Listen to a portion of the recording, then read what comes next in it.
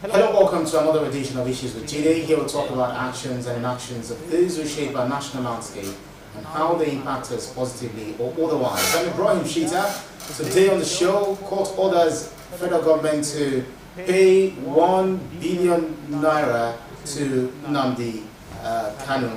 And then we also talk about the National Assembly recommends Electoral Act Amendment Bill, accommodates direct, indirect and consensus for party primaries. In the course of the program, also we'll talk about the death, the killing of Hanifa Abubakar, the 5-year-old girl. In the course of the program, we'll take your questions. First, subscribe to our YouTube channel and drop your questions in the comment section. I have joining me via Zoom the maestro himself, Babajide Kolade-Otitoju. Thank you so much for joining us, BKO.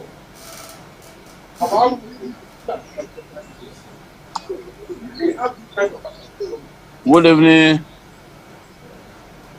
Good evening, Ibrahim. Right, great. So, BKO, a High Court in Abia State has ordered the federal government to pay the sum of 1 billion naira to the leader of the indigenous people of Biafra and issue a letter of apology to him in 3 national dailies. Is that a win for the IPOB leader?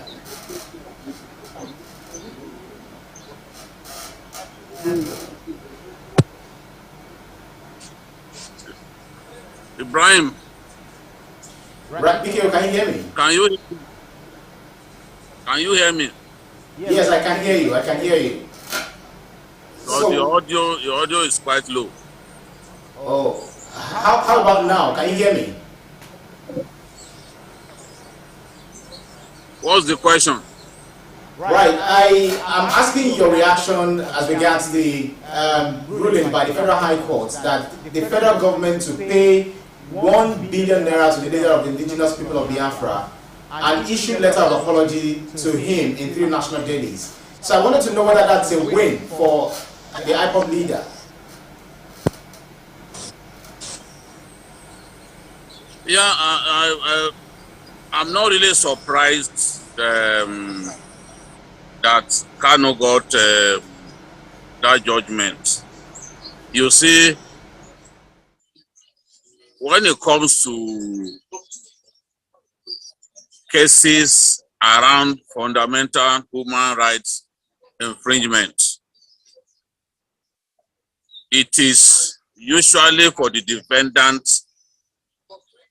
to prove and prove beyond reasonable doubt that the plaintiff's rights have not been abridged in any way. Given the facts at the disposal of the defendant, of the plaintiff, I'm not surprised that the case went that way, because clearly the military invaded his father's house and showed so much anger in that invasion. So, and it was one of the reasons why Kano felt he needed to escape from Nigeria.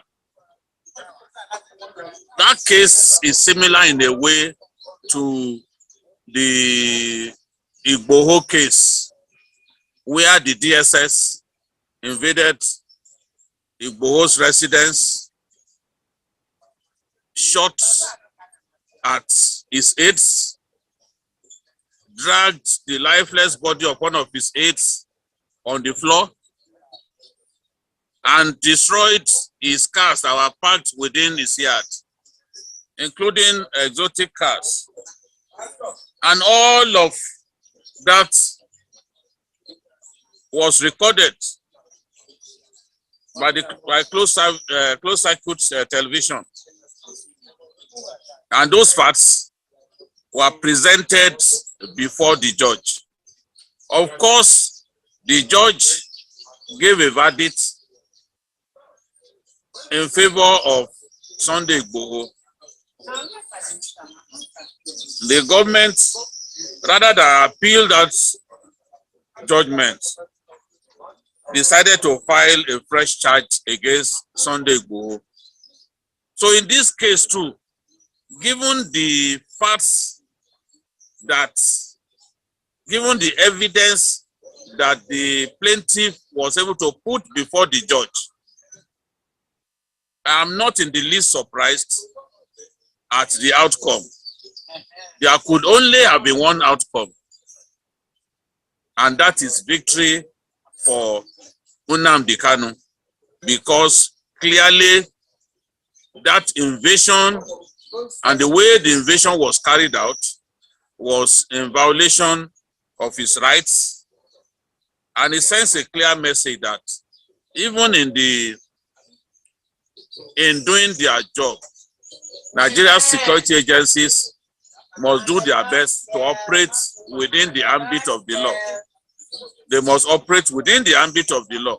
Where they fail to operate within the ambit of the law and someone feels the need to go to court, then of course it is to be expected that the person who took the decision to go to court, who is convinced that his rights were infringed upon and was able to present the facts to prove that his rights were indeed infringed upon, will get the judgment that he deserves. So I'm not also surprised that Kanu's lawyers made the point that the defendant made no effort, and the judge affirmed that as well. I made no effort to try to discountenance the facts presented before the court by Kanu's lawyers. Clearly, it was a bad case for them, and when you have a bad case, you have a bad case. So this is this is what has happened. It's taken several years for this to happen, but judgment has indeed happened, and I won't be surprised if no effort is made by the government to appeal this judgment, because you cannot even bring fresh facts before the court of appeal. Facts that you did not plead before the lower court, you can't bring them before the appeal court. So the case was bad from the beginning. Yeah, BK, if you can hear me, is that to say that the federal government may not obey the ruling of the court at the end of the day?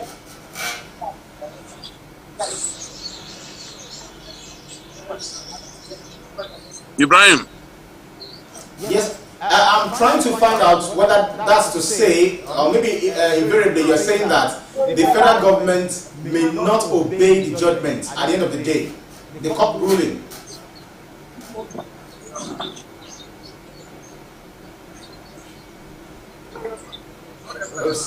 I'm afraid, Biko, you're having difficulty to hear what I'm saying. Biko, I'm shouting on top of my voice now. Can you hear me?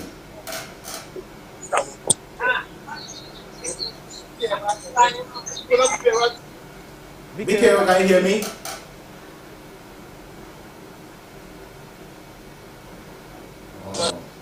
Hello, Biko. Hello? Can you hear me? Ibrahim? Can you hear me? I can barely hear you, honestly. Well, I just want to know whether what you're trying to say is that the federal government will obey the ruling of the court, that the federal government should pay 1 billion naira to Nnamdi Kanu. Frankly, I do not see the government appealing the ruling of the court, and even if it goes ahead to appeal, the outcome is predictable. The government has other options, and such options including filing a fresh charge against Nnamdi Kanu. This is what I think they can do. They are going to try their best to continue to pursue their charge of treason, the case that they have, the treasonable felony case against Nnamdi Kanu. They are going to try their best to push that one over the line. That is their best bet. That is their best bet at this time. I do not see them going ahead to appeal this case. I also do not see them going ahead to even pay the judgment fee. There are so many cases that the government has lost, that the police has lost, that for which judgment fees are pending. So I do not see them appealing this matter. They will simply let it go, and I do not really see them paying the 1 billion that the judge said they should pay.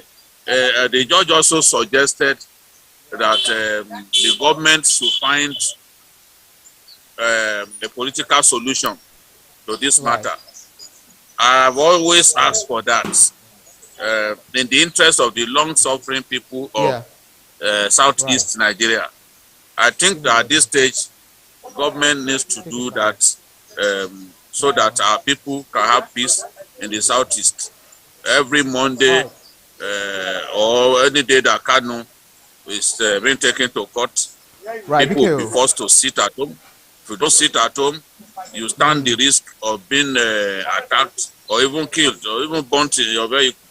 So people can't move around freely on those days. And where Kano was brought to court on 2 days on the bounce, as we saw this week, those 2 days, the civil disobedience instituted by IPOP was fully at work.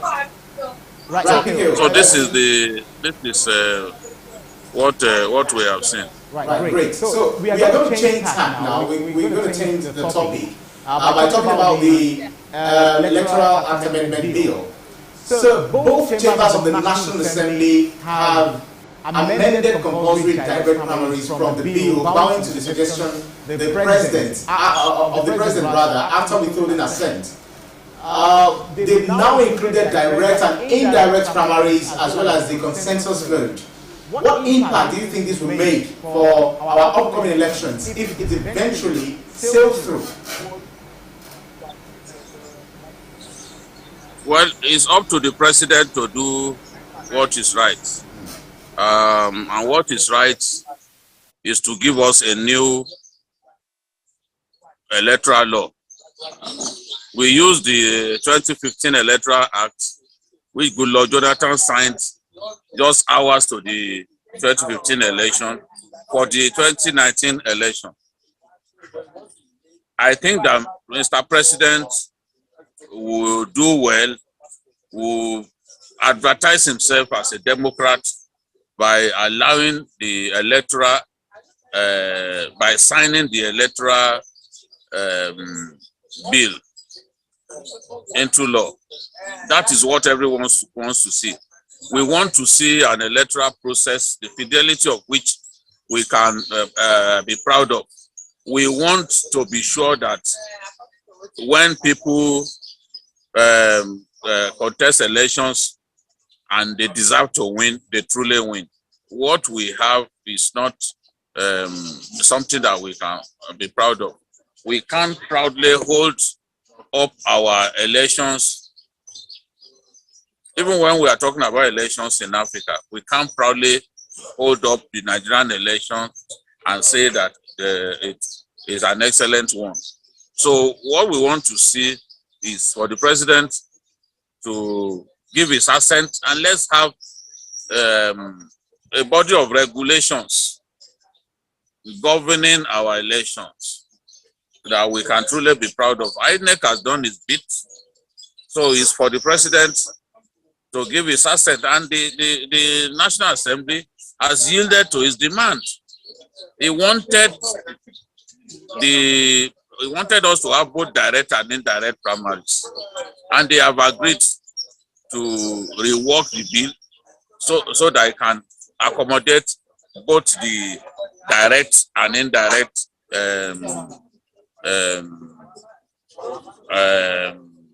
mode of conducting primaries. So I do not see any reason for the president to not allow, to not give his assent this time. It will be very unfortunate if the same president who inexplicably refused to give his assent to the 2019 Electoral Act, Electoral Bill, if he does the same thing this time, people will be really disappointed. We had election Anambra, and the elections were free and fair. Absolutely. Especially with the introduction of BVAT. So that's what we want to see. We want to see INEC continue to come up with innovations that will make our elections more and more credible. We want the political class as well to help INEC to achieve its aim. We should not overstate our elections, because that is what we are doing by all of these demands. Oh, let's have this, let's have that, let's have this, let's have that. No, INEC is mandated by law to conduct elections the way that it deems fit. So it should be allowed to come up with innovations that will make our electoral process more and more credible, which will encourage more and more people to come out on election days and exercise their franchise. Many people easily give up that, look, whatever happens, the winner has been decided. And for that reason, there are many people who simply stay away from our elections. The more credible our elections become, the greater the interest that will be generated in our people to take part in such elections. All right, you can hear me. So, if the Electoral Act Amendment Bill is signed by the President, do you think the direct involvement of INEC in the conduct of party primaries would improve the quality of candidates jostling for political offices? INEC will still, whatever mode of primaries we adopt, INEC will still be involved, because INEC is mandated to observe the primaries, not to conduct the primaries, but to simply observe, And where INEC thinks that the law has not been followed to the letter, it reserves the right to complain. Yes, it is up to political parties to choose the candidates to fly their flag, but INEC is mandated by law to supervise the primaries. So we will still see INEC getting involved in the conduct of these primaries, in supervising the primaries. In observing the primaries, and it will file a report as well. So where the primary election does not conform with the law, then INEC can raise the red flag. So it will still, no matter the mode of primaries, INEC will still play its role, and that role is that of observing the process.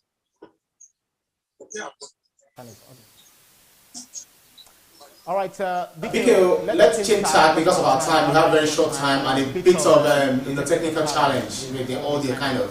But let's talk about the killing of a 5-year-old girl, Hanifa Abubakar, in Kano by proprietor after collecting 6 million naira ransom from her parents in exchange for her kidnap. The families must get justice, mustn't they? Frankly, it was more difficult for me to read the story to the end. This was a very emotional incident. A beautiful little girl killed by the proprietor of her school, who had the duty of protecting her in the best way possible. It shows that the moral fabric of our country has been torn to shreds when we have a situation in which the proprietor of a school will kidnap a pupil.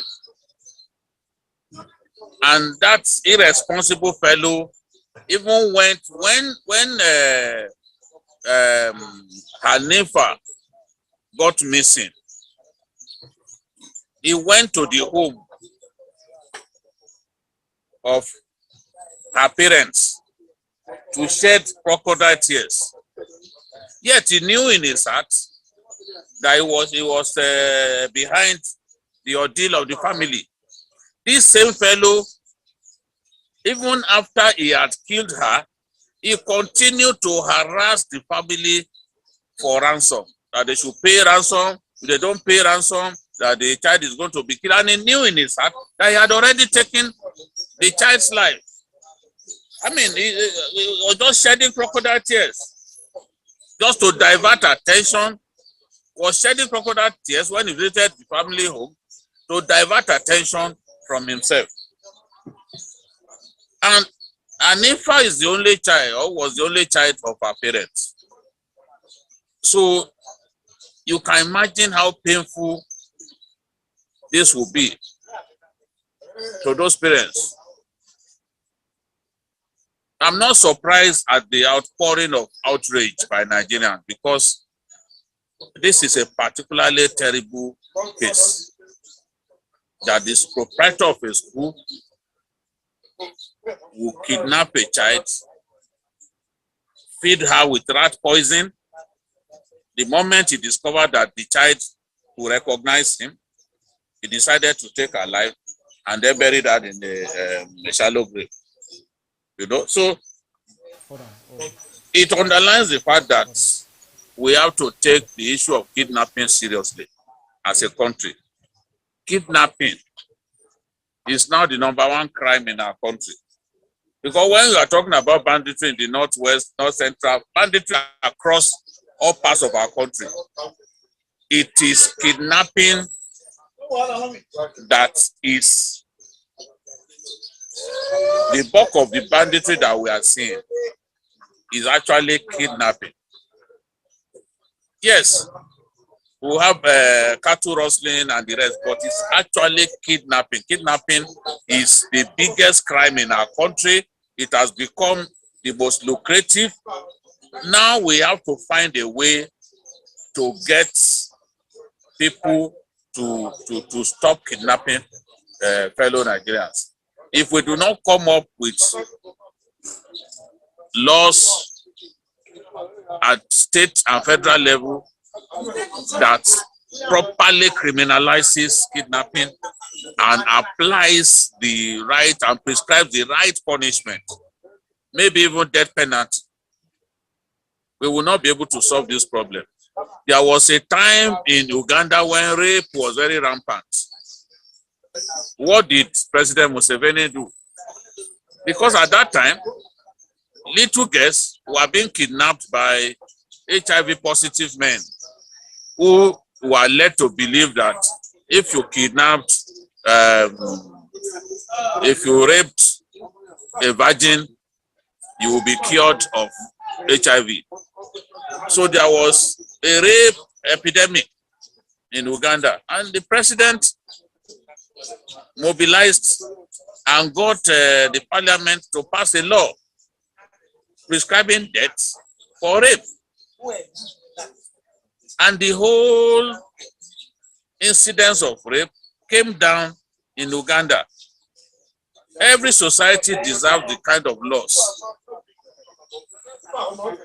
that it gets.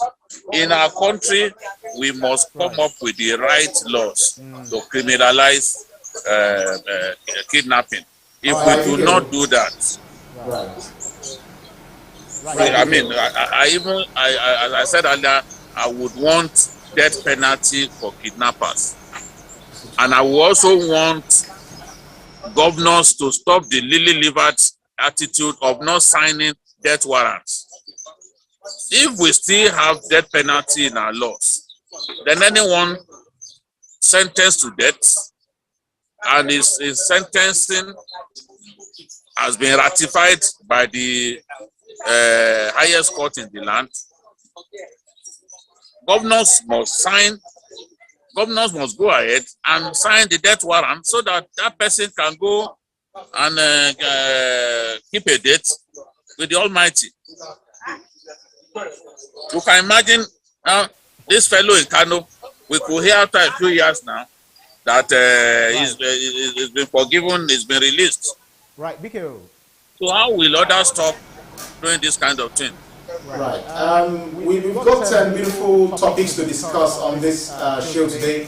But unfortunately, you know, a lot of technical age. We always try to ensure that we have the best outing. But one way or the other, something will always come up. But then, most definitely, we assure our audience of quality production at the end of the day. Thank you very much. Because we have to end it here, and we'll pick it up from wherever it is next edition. That's our show for today's edition of Issues with Jide. Special thanks to you, Babajide Kolade-Otitoju, for those insightful analyses. To our audience, always joining us on every edition. We promise you best every time, but just do better than us. Remember to subscribe to our YouTube channel, TVC News. Click on subscribe button to get the latest information. I'm Ibrahim Shooter. See you again next edition. Bye for now.